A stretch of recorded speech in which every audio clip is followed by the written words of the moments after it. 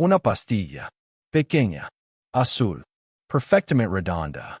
Cabe en la palma de tu mano. Cabe en un bolsillo. Cabe en una noche de fiesta. Y puede matarte antes de que amanezca.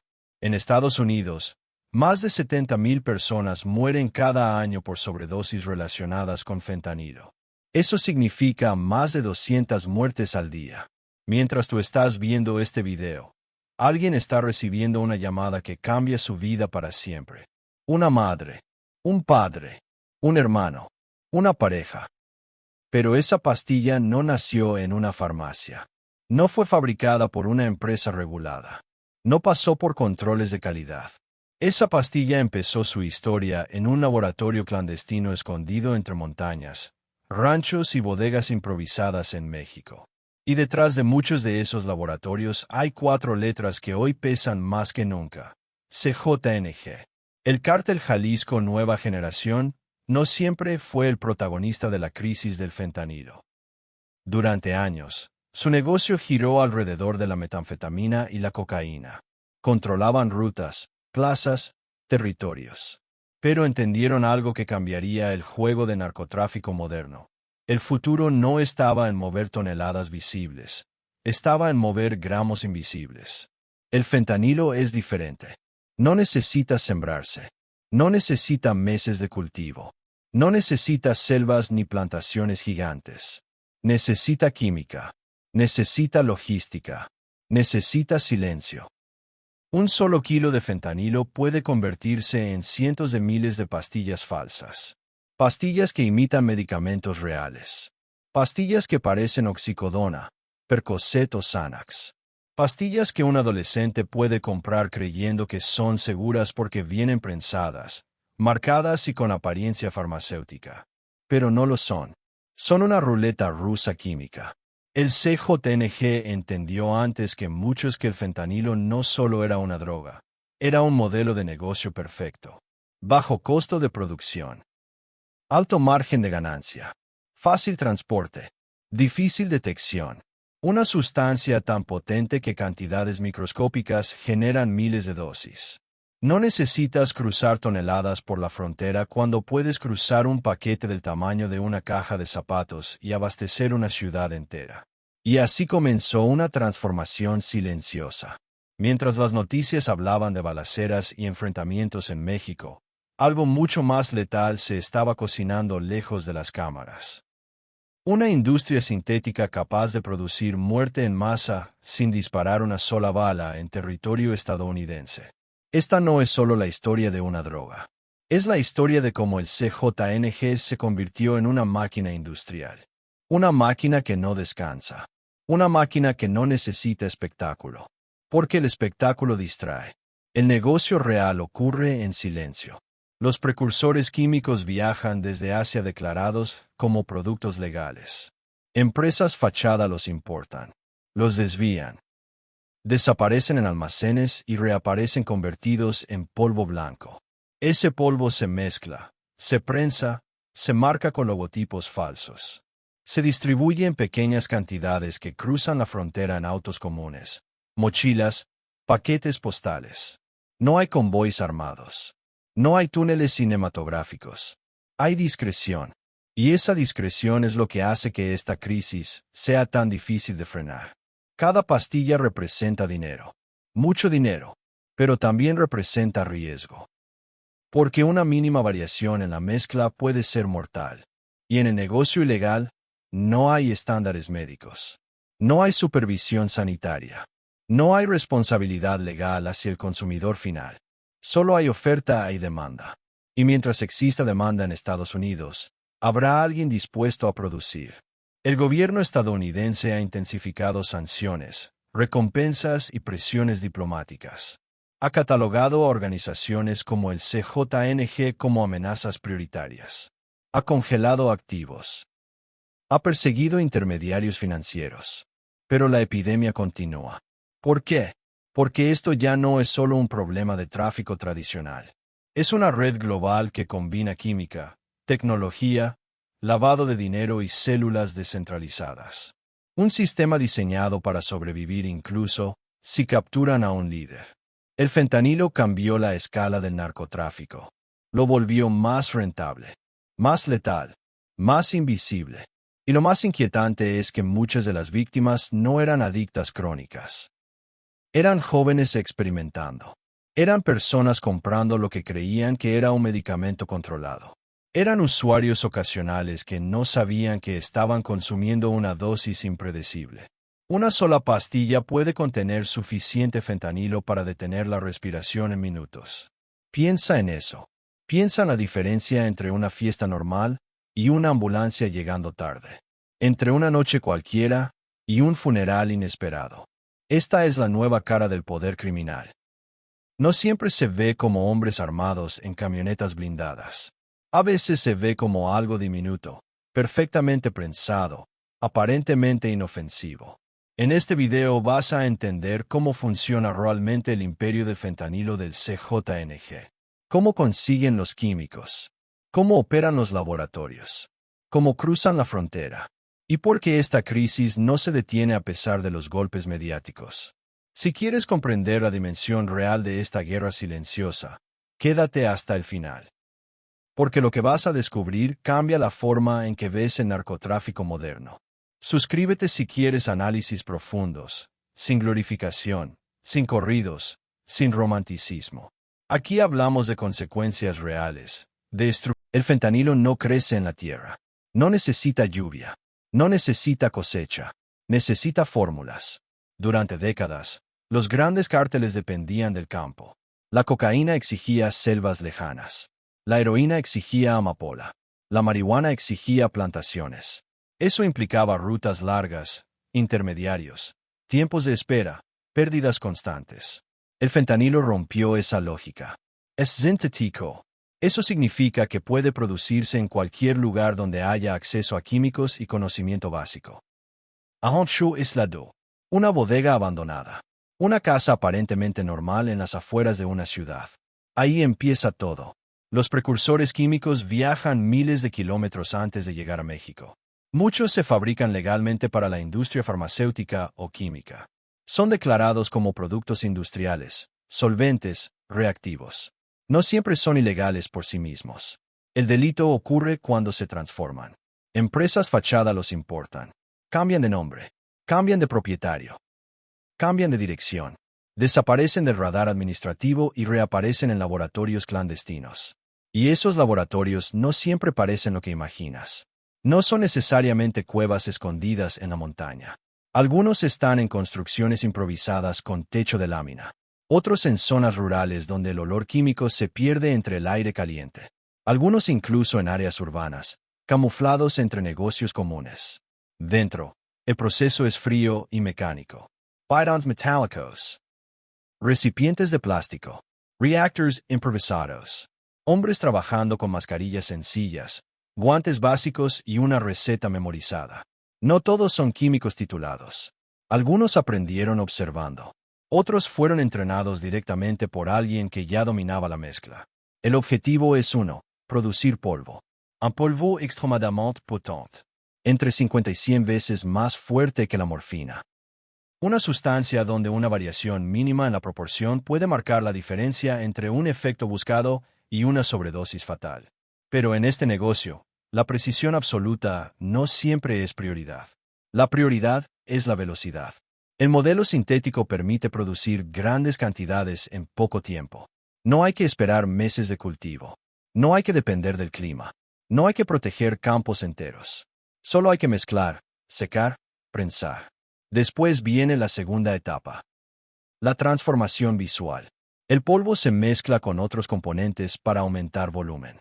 Se coloca en prensas industriales capaces de producir miles de pastillas por hora. Pastillas que imitan medicamentos reales. Con logotipos falsificados. Con colores específicos. Con números grabados que coinciden con recetas auténticas. A simple vista, parecen legítimas. Pero no lo son. Cada lote puede variar. Cada pastilla puede contener una dosis distinta. Cada error puede ser mortal. Y aquí es donde la lógica económica se vuelve brutal. Un kilo de precursores puede convertirse en cientos de miles de pastillas, cada una vendida por varios dólares en el mercado minorista. El margen de ganancias supera ampliamente al de muchas drogas tradicionales. Menos volumen, más potencia, más dinero. Por eso el fentanilo transformó la estructura financiera del narcotráfico moderno. No necesitas controlar grandes territorios agrícolas. No necesitas coordinar envíos masivos desde Sudamérica. Puedes producir localmente y distribuir en cantidades pequeñas pero letales. Eso reduce riesgos. Si un laboratorio es descubierto y destruido, el golpe es limitado. El equipo puede reemplazarse. Los químicos pueden conseguirse de nuevo. La producción puede reiniciarse en otra ubicación. Es un sistema descentralizado. Y ahí está la clave. El CJNG no depende de un solo laboratorio. Opera múltiples puntos de producción. Algunos permanentes, otros temporales, algunos móviles. Si uno cae, los demás continúan. Las autoridades mexicanas han destruido decenas de instalaciones en los últimos años. Pero por cada laboratorio desmantelado, otros ya están funcionando. Es una carrera constante. Mientras tanto, la demanda al norte de la frontera no disminuye. Y eso alimenta la máquina. Lo más inquietante es que muchas veces el consumidor final no sabe que está comprando fentanilo. Busca otra cosa. Confía en la apariencia de la pastilla. Cree que está tomando un medicamento controlado. Pero la cadena comenzó en un lugar donde nadie está pensando en seguridad sanitaria, solo en rentabilidad. Dale like si crees que la conversación sobre drogas debería incluir cómo se producen realmente. Porque sin entender la fábrica sintética, es imposible entender por qué esta crisis es diferente a las anteriores. Pero fabricar es solo la primera pieza. Porque producir polvo en una bodega es una cosa. Convertirlo en millones de dólares cruzando una frontera vigilada es otra muy distinta. Y eso es exactamente lo que vamos a explorar en el siguiente capítulo. El fentanilo cambió las reglas del juego. En los años 80 y 90, el narcotráfico era volumen. Toneladas de cocaína moviéndose en aviones clandestinos, en barcos, en compartimentos secretos de camiones gigantes. Era logística pesada. Era riesgo alto. Era espectáculo. El fentanilo es lo contrario. No necesita toneladas. Necesita gramos. Y eso lo vuelve casi invisible. Un solo kilo puede dividirse en cientos de miles de dosis. Eso significa que el cargamento que abastece a toda una ciudad puede caber en una mochila escolar. Puede ocultarse en el interior de un vehículo común. Puede fragmentarse en decenas de envíos pequeños en lugar de uno grande. Esa fragmentación es estratégica. Si interceptan uno, los demás siguen. Si cae una célula, la red continúa. El CJNG entendió que en esta etapa del negocio, el secreto vale más que la fuerza bruta. La frontera entre México y Estados Unidos es una de las más vigiladas del mundo. Tecnología avanzada, drones de vigilancia, sensores, cámaras térmicas, miles de agentes. Sin embargo, la mayoría de los cargamentos no cruzan en persecuciones cinematográficas. Cruzan mezclados con lo cotidiano. Autos particulares que parecen normales. Conductores que no llaman la atención. Paquetes enviados por servicios legales de mensajería. Algunos cargamentos viajan ocultos en compartimentos modificados. Otros simplemente se dividen en cantidades tan pequeñas que pasan desapercibidas entre millones de cruces diarios. Porque ese es otro factor clave.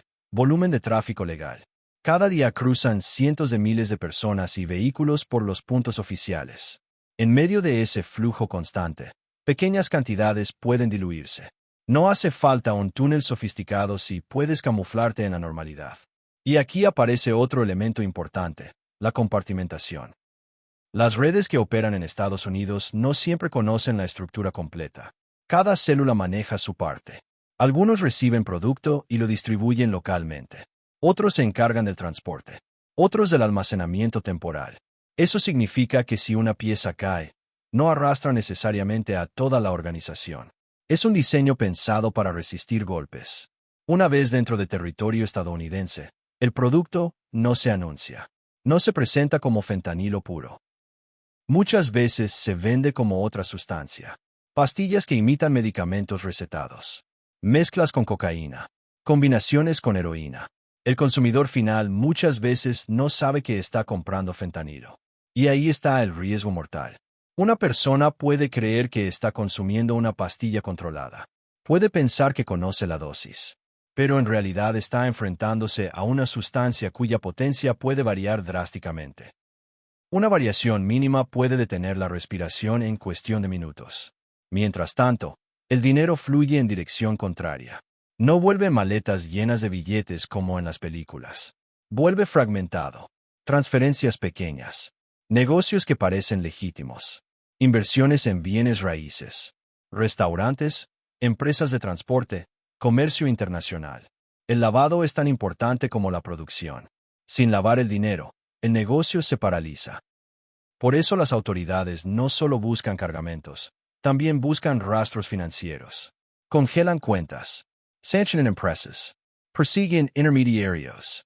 Pero la red es flexible. Si una cuenta es bloqueada, se abre otra. Si una empresa es investigada, otra ocupa su lugar. Es un juego constante de adaptación. Comparte este video con alguien que piense que el problema se resuelve simplemente cerrando la frontera. La realidad es más compleja. El flujo legal de comercio es tan grande que pequeñas cantidades pueden mezclarse fácilmente. Y mientras exista demanda, existirá incentivo. Porque aquí hay una verdad incómoda. El mercado no se sostiene solo por producción. Se sostiene por consumo. El CJNG puede fabricar, puede transportar, puede distribuir. Pero si no hubiera compradores, la máquina se detendría. Sin embargo, la demanda existe. Y es constante. En ciudades grandes y pequeñas, en zonas rurales y urbanas, la crisis se siente igual. Ambulancias respondiendo a sobredosis. Hospitals administrando naloxona.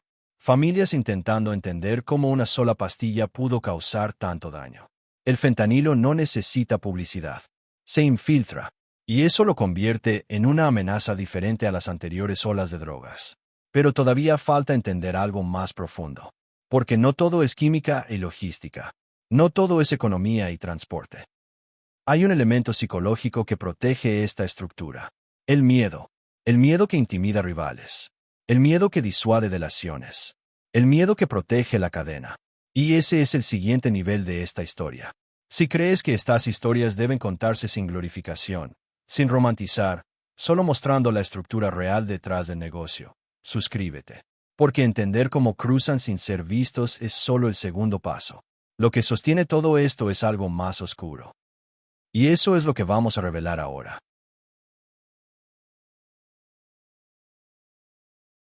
El fentanilo es química. La frontera es logística. Pero el verdadero escudo del CJNG es el miedo. Ninguna organización criminal de este tamaño sobrevive solo por producir droga. Sobrevive porque logra que otros tengan miedo de interferir. Miedo de traicionar. Miedo de hablar. Miedo de competir. El CJNG entendió desde sus primeros años que la reputación es un arma. En distintos momentos de su expansión, difundieron mensajes públicos dirigidos a rivales. Videos cuidadosamente grabados. Filas de hombres armados mostrando disciplina. Declaraciones firmadas con 4 letras que se repetían como una marca. No era solo intimidación. Era estrategia. Cuando un grupo logra proyectar la imagen de que es capaz de todo, muchas disputas se resuelven antes de comenzar. El miedo reduce competencia. Reduce tractions internas. Reduce intentos de infiltración. Pero con el fentanilo, el juego cambió de escala. Ya no se trataba únicamente de controlar una plaza en México. Se trataba de sostener una red que impacta directamente en la seguridad pública de otro país. Eso elevó la presión internacional. Recompensas millonarias por líderes. Coordinación entre agencias federales. Sanctions financieras. Designaciones oficiales que amplían herramientas legales. El nombre del CJNG dejó de ser solo un asunto regional para convertirse en tema de política exterior. Y cuando la presión aumenta, la respuesta es adaptación. El CJNG no depende de una sola figura visible. Funciona como una estructura modular. Si una célula cae, otra ocupa su lugar. Si un operador es detenido, otro asume su función. La organización no está diseñada alrededor de una sola persona. Está diseñada alrededor de un sistema. Ese sistema combina producción sintética, distribución fragmentada, lavado sofisticado y reputación violenta. El miedo cumple varias funciones dentro de esa estructura. Primero, disciplina interna. Cuando los miembros saben que la traición puede tener consecuencias severas, El incentivo para cooperar con autoridades disminuye. Segundo, protección de rutas. En regiones donde operan múltiples grupos, la reputación de ser extremadamente agresivos puede disuadir intentos de invasión. Tercero, silencio social. En comunidades donde el cártel tiene presencia, el miedo puede reducir denuncias. Pero aquí hay algo que muchos no ven. El miedo también tiene un límite. Porque cuando el impacto de una organización traspasa fronteras y genera miles de muertes en otro país, la reacción deja de ser local. Se vuelve federal. Se vuelve internacional. Se vuelve estratégica. Y eso es lo que ha ocurrido en los últimos años. El fentanilo no es percibido solo como tráfico de drogas. Es percibido como una crisis de salud pública y una amenaza de seguridad nacional. Eso implica recursos más amplios, cooperación más intensa, inteligencia financiera más sofisticada. El CJNG ha tenido que adaptarse constantemente, cambiar métodos de comunicación, fragmentar más las operaciones. Barrier routes. La presión no elimina la estructura, pero la obliga a evolucionar. Mientras tanto, las cifras siguen siendo alarmantes. Más de 200 muertes al día en Estados Unidos relacionadas con sobredosis de opioides sintéticos. Ciudades pequeñas donde casi cada familia conoce a alguien afectado. Hospitales que administran naloxona repetidamente. Comunidades intentando reconstruirse. Y cada número tiene un rostro. Cada estadística representa una historia interrumpida. La ironía es que la droga que generó márgenes de ganancia extraordinarios también generó una atención extraordinaria. Lo que parecía un modelo perfecto comenzó a atraer un nivel de presión que ninguna organización criminal puede ignorar. Pero incluso con capturas, extradiciones y sanciones, la máquina no se detiene de inmediato. Porque el problema no es solo la oferta. Es la combinación de oferta, demanda, rentabilidad y adaptación. Aquí está la verdad incómoda. Mientras el consumo continúe, habrá incentivos económicos enormes para producir. Y mientras esos incentivos existan, surgirán estructuras dispuestas a asumir el riesgo. Eso no significa que la situación sea irreversible. Significa que es compleja. No se trata únicamente de destruir laboratorios. No se trata únicamente de arrestar líderes. No se trata únicamente de cerrar rutas. Se trata de comprender cómo se conectan química, logística, finanzas y psicología. El CJNG representa una versión moderna del crimen organizado, descentralizada, adaptable, globalizada. El fentanilo es el producto que maximizó esa estructura. Pero ningún imperio criminal es eterno. La historia demuestra que las organizaciones cambian, se fragmentan o son reemplazadas. La presión constante, la cooperación internacional y la reducción de demanda pueden alterar el equilibrio.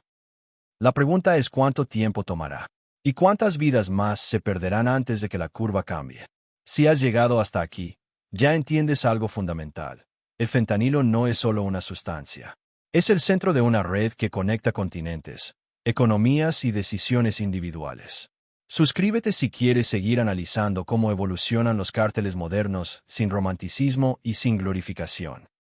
Aquí hablamos de estructuras reales, consecuencias reales y del impacto humano detrás de los titulares. Porque detrás de cada pastilla hay una cadena completa de decisiones. Y detrás de cada número hay una familia que nunca volverá a ser la misma. El imperio del fentanilo puede parecer invisible, pero sus efectos son imposibles de ignorar. Y entenderlo es el primer paso para no subestimarlo.